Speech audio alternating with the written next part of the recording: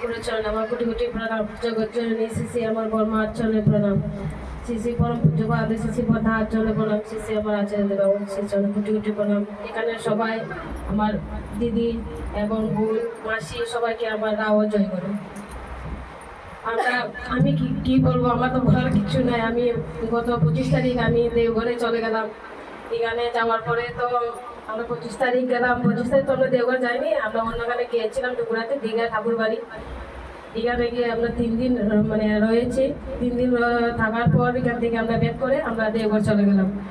দেওঘর যাওয়ার পরে এখানে তো খুব যাই হোক আমরা দেখলাম ঠাকুর বাড়ি, সবাইকে দর্শন হলো। আচার্যদেব সকালে এসে ঘুরে, আমরা তো ঘুরে বসতে বসতে মঙ্গলবার মোটামুটি 2টা হয়ে গেল।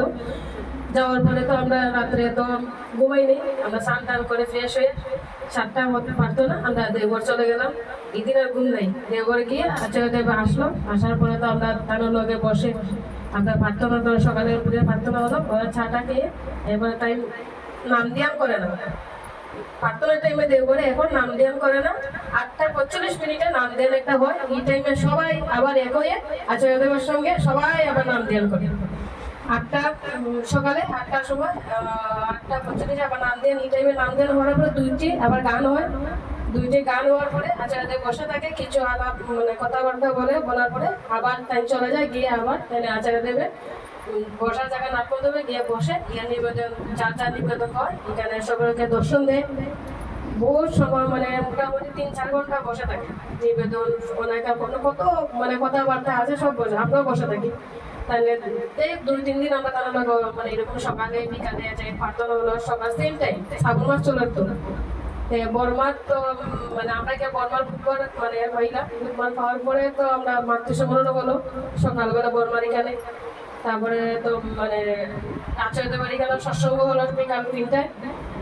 আর যাই হোক আমরা তাদের দর্শন হলো, গোবিন্দার দর্শন হলো, বিঙ্কিদার সবাই দর্শন হলো, বৌরানী মা, বড় দাদা বৌরানী সবাই আমার দর্শন হয়েছে। তার জন্য আমরা আসবার সময় আমরা ওনাকে নিবেদন জানাই, আমরা রওনা দিলাম 3 দিন থাকার পরে। তা আসার সময় আমরা রামপুর হাটে মানে উঠছিলাম আর কি। রামপুর হাটে ওঠার পরে আমরা এখানে খেয়ে দিয়ে একজন এখানে একটা গুরু ভাই এসেছিল, একজন গুরু ভাই ডাক্তার, ওনার নাম তো আমার কেয়ার নেই, বহুত বয়স্ক মানুষ, একটা ডাক্তার এখানে তাই আয় আর কি। আমরা একটু ঠান্ডা ফ্রেশ হওয়ার পরে তাই এসেছিল প্রেশার চেক করানোর জন্য। বলেছে ওনার এখানে ডাক্তার সব এখানে এসে এখানে প্রেশার চেক করে ডাক্তার। আমি আর মাসি দাঁড়িয়ে রয়েছি, প্রেশার চেক করা নিয়ে পরে ওনাকে আমাকে প্রসাদ দিল। বহুত গল্প ঠাকুরের, বহুত গল্প মানে শুনতে শুনতে শুনতে একটাই গল্প আমার মাথার মধ্যে, মানে ওনার একটাই গল্প মাথা থেকে ঢুকেছে। এত গল্পের মধ্যে আমার কোনো